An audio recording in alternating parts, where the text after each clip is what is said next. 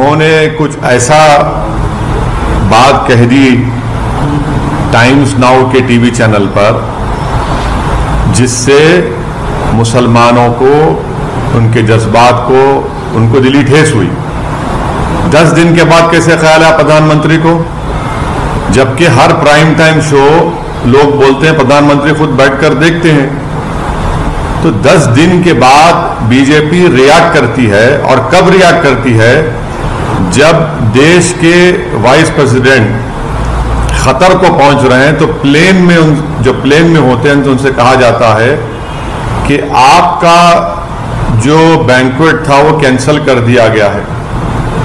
तो जब देश के वाइस प्रेसिडेंट खतर में होते हैं, खतर की सरकार हमारे देश के एम्बेसडर को बुलाकर उनसे कहती है कि आप माफी चाहें, क्योंकि बीजेपी के एक स्पोक्स पर्सन ने प्रॉफेट मोहम्मद सल्लल्लाहु अलैहि वसल्लम की शान में बकवास बकी है, झूठ बका है। तो उसके बाद आप देखते हैं कि फौरन बीजेपी हरकत में आती है और बीजेपी अपने नेशनल स्पोक्स पर्सन के खिलाफ उसको सस्पेंड करती है। मैं देश के प्रधानमंत्री को, जब भिवंडी में मैं जनसभा को एड्रेस कर रहा था, उस वक्त भी प्रधानमंत्री से अपील किया कि आप देश के प्रधानमंत्री हैं, आप अपने नेशनल स्पोक्स पर्सन के खिलाफ एक्शन लीजिए। ये गलत कहा उन्होंने, मगर देश के प्रधानमंत्री टस से मस नहीं हुए। और 10 दिन के बाद, क्योंकि गल्फ कंट्रीज में ये मसला बहुत बड़ा हो चुका था, इसलिए हालत मजबूरी में देश के प्रधानमंत्री ने अपने नेशनल स्पोक्स पर्सन के खिलाफ एक्शन लिया। ये सरासर गलत है। गलत इसलिए है क्योंकि एक्शन तो आपको 10 दिन पहले लेना था। जब मैं बहैसियत एक भारत के इंडियन सिटीजन के, मेरा मजहब मुसलमान, मैं मुसलमान हूं, हम आपसे अपील कर रहे हैं, डिमांड कर रहे हैं कि आप एक्शन लीजिए। अब एक्शन नहीं लेते आप, क्यों एक्शन नहीं लिया आप बताइए देश के प्रधानमंत्री? क्या असदुद्दीन ओवैसी का डिमांड, क्या असदुद्दीन ओवैसी की आवाज फॉरेन कंट्री के लीडर से कम है क्या? आप मेरे प्रधानमंत्री हैं, आपको मेरी बात सुननी चाहिए। आप फॉरेन कंट्रीज के लीडर्स को खुश करना चाहते हैं, आप उनकी तकलीफ को समझते, हमारी तकलीफ को नहीं समझते। आप कौन समझेगा हमारी दिली तकलीफ को? और तीसरी बात यह है कि ये हमारे एम्बेसडर खतर के, वो कब से स्पोक्स पर्सन बन गए बीजेपी के? वो कब से कहना शुरू कर दिए फ्रिंज एलिमेंट? वो क्या, ये भारत की जो हमारे जो एमईए का डिपार्टमेंट है, चाइना की तरह अलग है ना। चाइना में तो जो एम्बेसडर होता है वो सीपीपी पार्टी का मेंबर होता है। ये कब से हो गया कि एम्बेसडर अब बीजेपी का मेंबर हो चुका है क्या? एम्बेसडर होता है, एमईए के मातहत आता है। ऐसा दिख रहा है कि चाइना का सीपीपी का model Narendra Modi foreign ministry में इंप्लीमेंट कर रहे हैं। फ्रिंज कैसा होगा बताइए? नेशनल स्पोक्स पर्सन है, फ्रिंज कब से हो गया? और पांचवी बात, ये फ्रिंज खुद मेन स्ट्रीम है, फ्रिंज खुद मेन स्ट्रीम है। छठी बात यह है कि हमारे देश के जो नागरिक इन गल्फ कंट्रीज में रहते हैं वो 34,20,000 के करीब रहते हैं। यूएई में खुद 34,20,000, सऊदी अरेबिया में 25 लाख, यूनाइटेड स्टेट्स में 12,80,000, कुवैत में 10,29,000, ओमान में 7 लाख, कतर में 7.5 लाख, नेपाल में 5 लाख, यूनाइटेड किंगडम में 3.5 लाख करीब, सिंगापुर में 3.5 लाख, बहरीन में 3,23,000, और जितने टॉप 10 एनआरआई डेस्टिनेशन है उसमें 6 के 6 ये गल्फ कंट्रीज में है।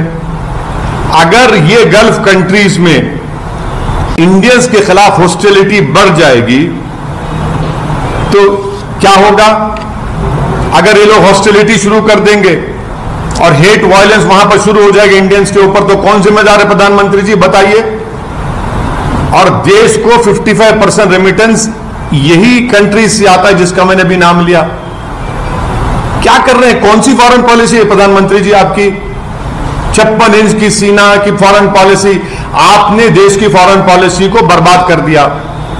जो डोमेस्टिक हेट पॉलिटिक्स है वो फॉरेन पॉलिसी को आप कन्वर्ट कर दिए उसको, और उसका खमीयाजा हम देख रहे हैं कि कभी ऐसा नहीं हुआ कि देश के एम्बेसडर्स को कंट्रीज बुलाकर कह रहे हैं कि आपने गलत कहा, डिमांड्स दे रहे हैं कि आप माफी चाहिए, आप माफी चाहिए। ईरान के फॉरेन मिनिस्टर आइंदा हफ्ते आने वाले हैं। ईरान हमारे देश के एम्बेसडर को बुलाकर बोलता है कि आपने प्रॉफेट मोहम्मद सल्लल्लाहु अलैहि वसल्लम की इंसल्ट की है, माफी चाहिए। वाइस प्रेसिडेंट खतर में है, उनकी खतर मौजूदगी में एम्बेसडर को बुलाकर कहा जाता है कि इतनी बड़ी बेइज्जती भारत की। कौन सी फॉरेन पॉलिसी है? और मैं फॉरेन मिनिस्टर से पूछना चाह रहा हूं, India's internal matters now what is this, please tell us, बताइए। हमारा देश का अंदरूनी मामला आप सब जगह बोलते हैं जयशंकर साहब, ये कौन सा इंटरनल मैटर हो गया? अब ये इस तरह के बयानात देकर 10 दिन तक खामोश बैठकर और भारत के मुसलमानों को उनकी आवाज को नहीं सुनना प्रधानमंत्री की, ये प्रधानमंत्री भारत के मुसलमानों की नहीं बल्कि भारत के शहरियों की बेइज्जती कर रहे हैं। हम 10 दिन से पुकार रहे हैं, एफआईआर रजिस्टर करा रहे हैं कि एक्शन लीजिए, एक्शन लीजिए, मगर आप अब एक्शन किस पे लेते? कानपुर पे एक्शन लेते जहां पर 34 मुसलमानों एनएसए लग गया, और आपके स्पोक्स पर्सन आराम से अपने घर में बैठिए, कोई उन पर एक्शन नहीं लेगा। अगर आज कोई फेसबुक पोस्ट पर या ट्विटर पर देश के प्रधानमंत्री के बारे में अनाप शनाप बक दे तो 24 घंटे के अंदर उसको अरेस्ट कर लिया जाता है, जेल में डाल दिया जाता है। कि देश के प्रधानमंत्री को अगर कोई अनाप शनाप बकेगा और प्रॉफेट मोहम्मद के बारे में अनाप शनाप बकेगा तो आप एक्शन ले लेंगे, देश के प्रधानमंत्री पे लेंगे। हम 10 दिन से पुकार रहे हैं, एक्शन लीजिए, आप हमारे प्रधानमंत्री, आप एक्शन नहीं लेते। और सातवीं बात यह है कि इसका मुझे जो एप्रीहेंशन है, अगर कल इजिप्ट, सऊदी अरेबिया कुछ अगर वो अपनी पॉलिसी में तब्दील करते और ये कहेंगे कि नहीं सुएज कनाल से इंडिया के गुड्स नहीं गुजर सकते, कौन जिम्मेदार है प्रधानमंत्री इसका? बताइए। सातवीं बात, क्या यह बात सच नहीं है कि किंगडम ऑफ सऊदी अरेबिया ने जो भारत को ऑयल बेचता है $2 से उस ऑयल को बढ़ाकर $6 कर दिया? और बोलिए ज्ञानवापी, और बोलिए और बोलिए, गालियां दीजिए मुसलमानों को, इस्लाम को। अब ये $2 से $6 कर दिया है, और प्रधानमंत्री बताना पड़ेगा देश को, अमेरिका को रेट नहीं बढ़ा, सऊदी अरेबिया ने ऑयल बेच वही रेट पे बेच रहे हैं, भारत को $2 से $6 कर दिए। प्रधानमंत्री कौन सी फॉरेन पॉलिसी आपकी? आठवीं बात यह है कि बीजेपी, ये इनके हरकतों से बीजेपी डिलिबरेटली अपने लोगों को बोलती है जाकर गाली दो, हेट की जो स्पीचेस है वो करते रहो, नफरत पैदा करो मुसलमानों के ताल्लुक से देश में। और जब मामला गर्म हो जाता है बीजेपी फौरन बोलती है नहीं, हम तो माफी चाहते हैं, इनको हटा दिया हमने। क्या सस्पेंशन कोई वजह, अरेस्ट क्यों नहीं किया जाता आपके स्पोक्स पर्सन को? क्या 295, 153 आईपीसी नहीं है क्या? वो सिर्फ खाली प्रधानमंत्री के खिलाफ बोले तो होगा? और जो स्पोक्स पर्सन को सस्पेंड करें वो अपना वीडियो जारी करके वो कहती है कि मुझसे तो देश के होम मिनिस्टर ने बात की, बीजेपी के बड़े बड़े नेताओं ने मुझसे बातचीत की और कहा कि हिम्मत मत हारो, तुमने सही कहा।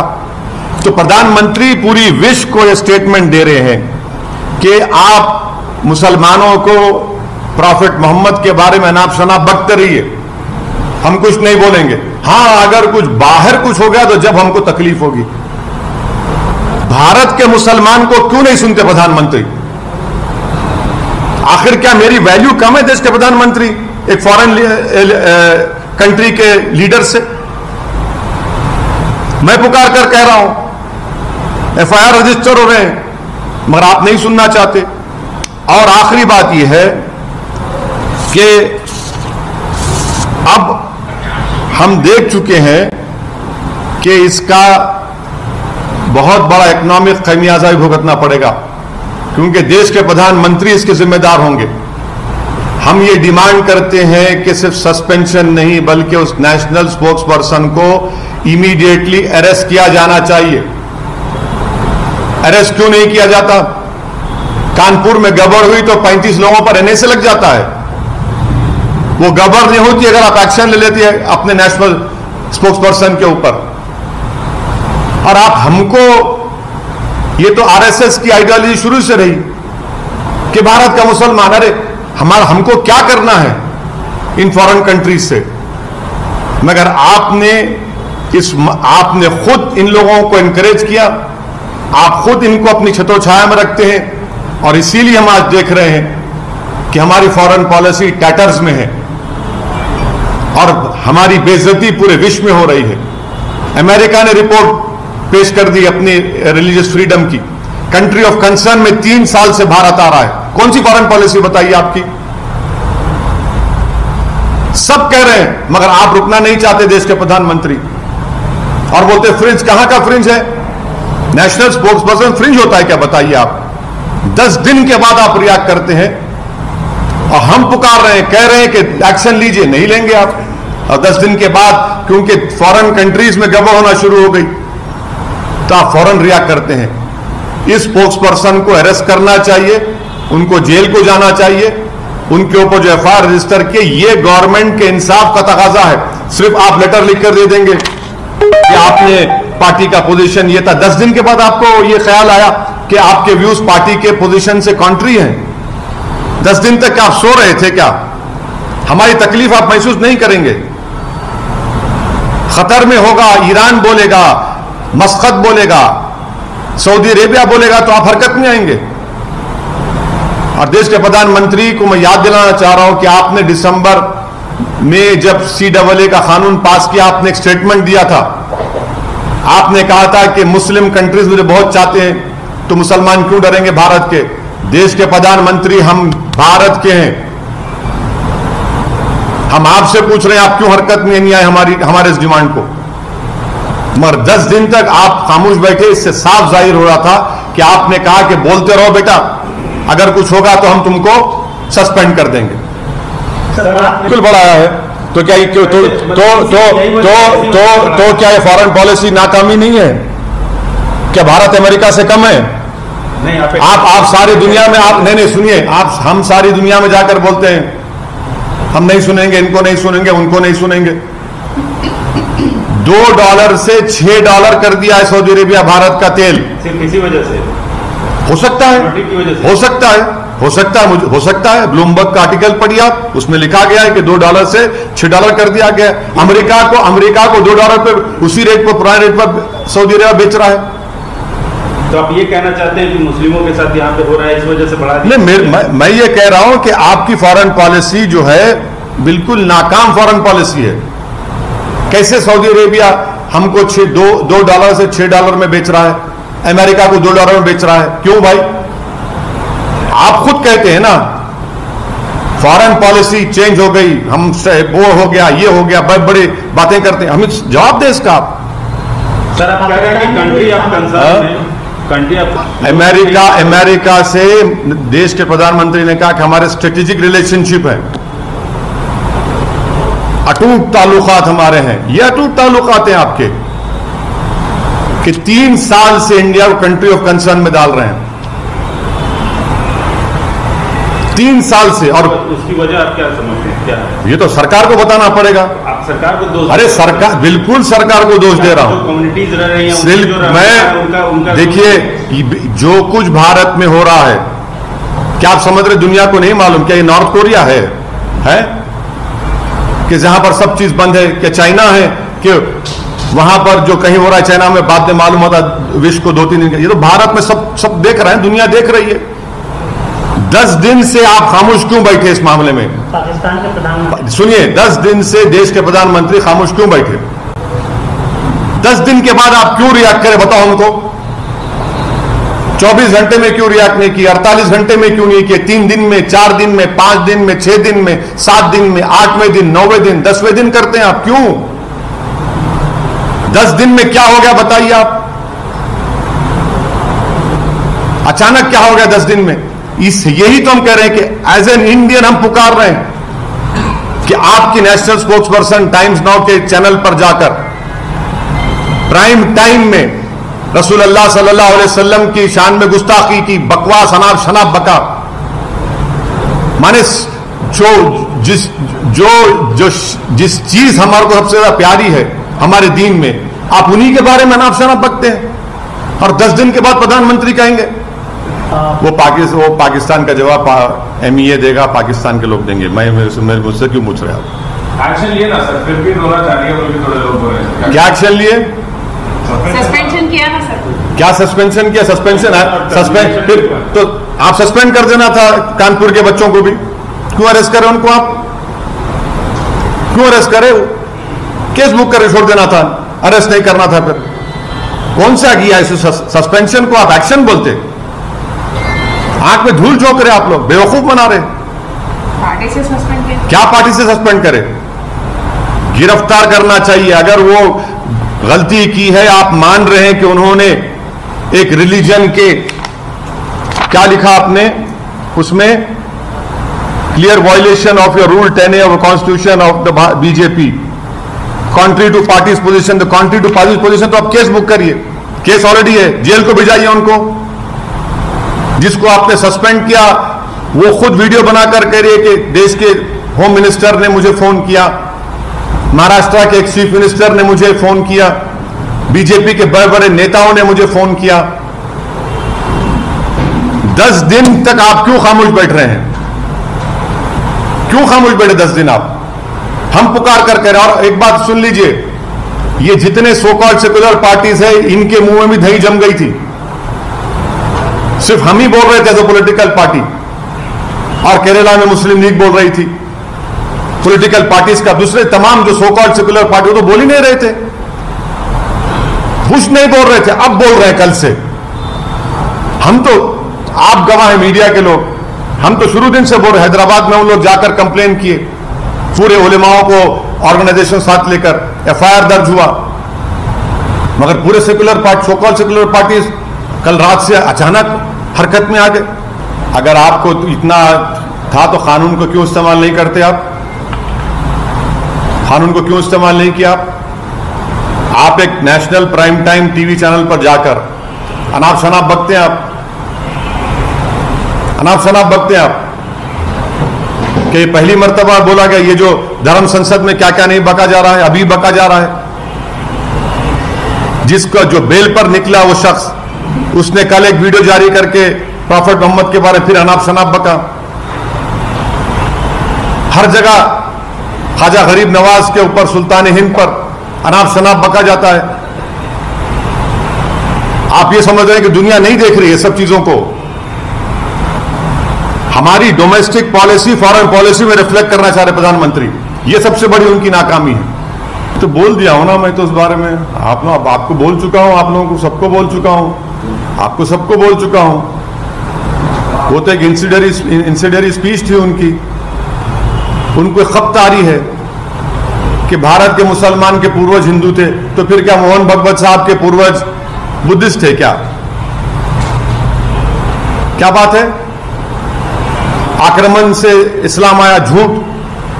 प्रॉफेट मोहम्मद की जिंदगी में खुद केरल में मस्जिद बन चुकी थी, और देश के प्रधानमंत्री जब सऊदी अरब गए तो वहां के बादशाह को उस मस्जिद का रेप्लिका दिया। तो झूठ कौन और सच कौन बोल रहा है? आप कह रहे हैं कि RSS के सरसंघचालक की बात पर मैं भरोसा करूं? देश के प्रधानमंत्री कॉन्स्टिट्यूशनल हेड है, उनको बोलना चाहिए कि 91 एक्ट पर वो कायम है नहीं है, उनकी सरकार को कायम रहना चाहिए। और जितने पिटिशनर्स जो गए हैं कोर्ट में, क्या उनका ताल्लुक संघ से नहीं है? किसकी आंखों में धूल झोंक रहे हैं आप? उनका ताल्लुक संघ से है, 100% उनका कनेक्शन संघ से है। हाँ, वही तो मैं कह रहा हूं ना, उनका ताल्लुक किससे है बताइए?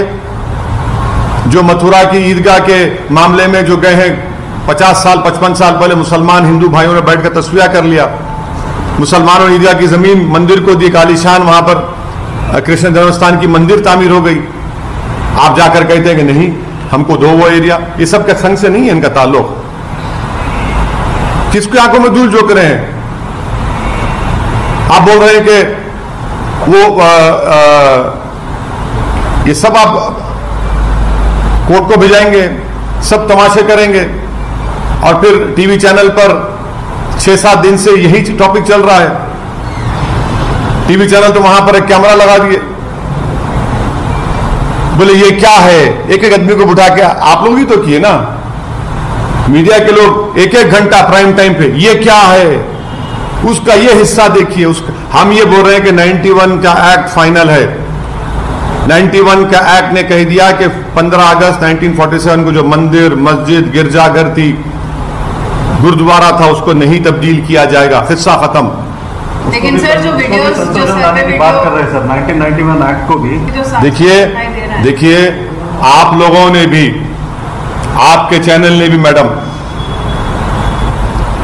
रिपब्लिक टीवी चैनल ने भी एक चलाया था। आप मोहन भागवत पे क्या बोलेंगे, अब आप बोलिए, अब